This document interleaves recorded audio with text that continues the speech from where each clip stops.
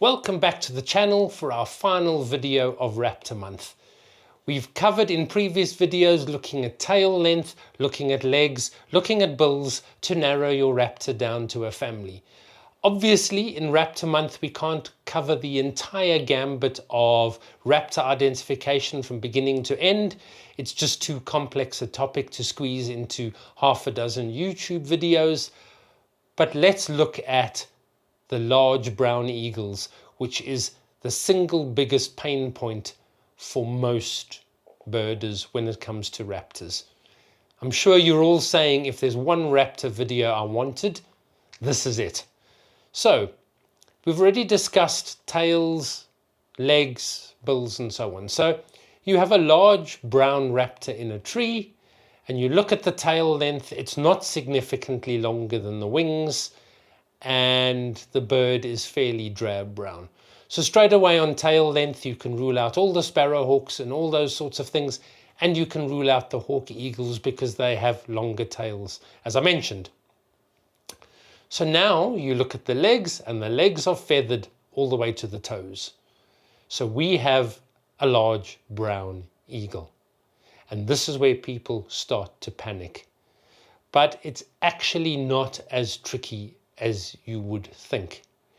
If you get your camera out, you get a good pair of binoculars, a spotting scope if need be, the first thing to look at goes straight to the bill. Forget the gape extension under the eye for now. You can use that in other nuanced cases where you've got the paler raptors and so on. But for the brownie eagles, it's not actually necessary in most cases. Look at the nostril. And I know it sounds like an odd thing to go to the nostril, but Tawny and Steppe Eagle have an obvious large slit or oval shaped nostril. The rest of the brown eagles, your lesser spotted eagle, your Wahlberg's eagle, have a round nostril, and it's very round and it's smaller. It's a dot and not a slit.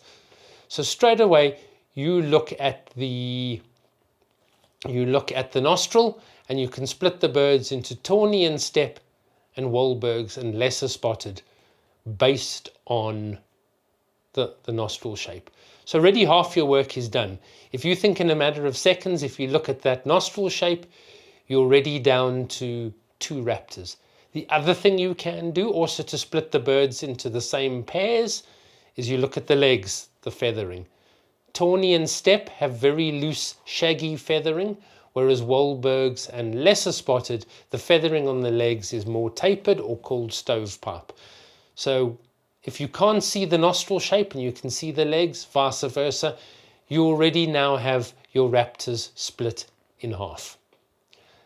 Now let's take the 2 with the slit-shaped nostril. So we've got Tawny and Steppe.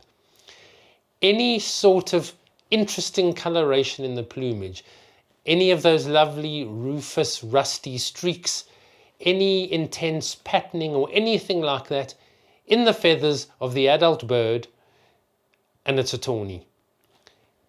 You do get a chocolate tawny, which is plain brown like the Steppe Eagle in East Africa.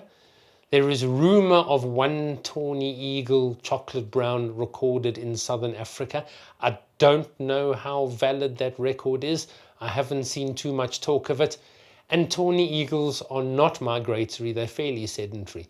So unless that's actually a confirmed rarity, let's rule that out for now. So you've got a slit-shaped nostril, you've got baggy leggings, and the bird is pretty much plain chocolate brown. You've got a steppe, and you're only going to get those in the breeding season.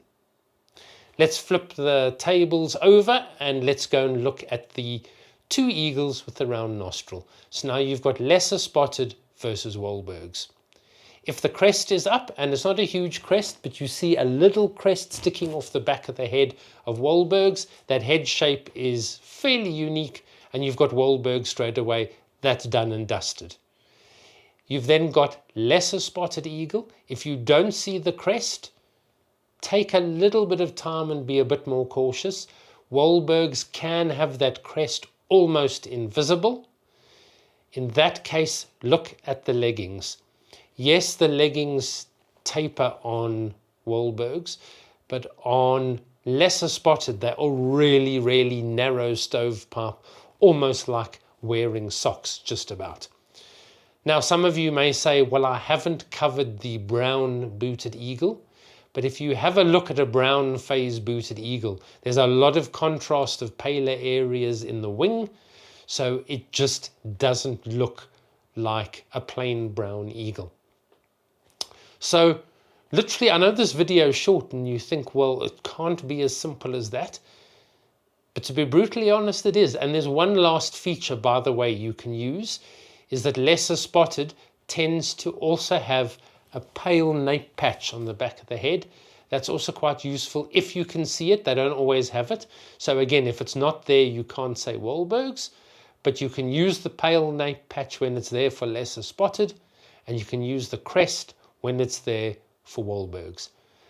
And quite honestly, people overcomplicate the large brown eagles and they get very, very scared of them. But in actual fact, they're not that daunting. So that's it.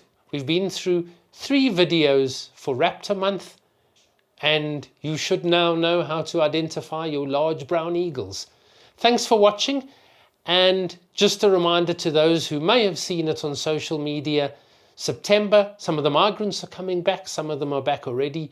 So September is migrant month, and the entire month we're going to be focusing on migrants. Some lovely information, again, some more ID videos, some interesting facts. So thanks for watching. Please share this video with your friends, like, subscribe to the channel, and we'll see you again soon.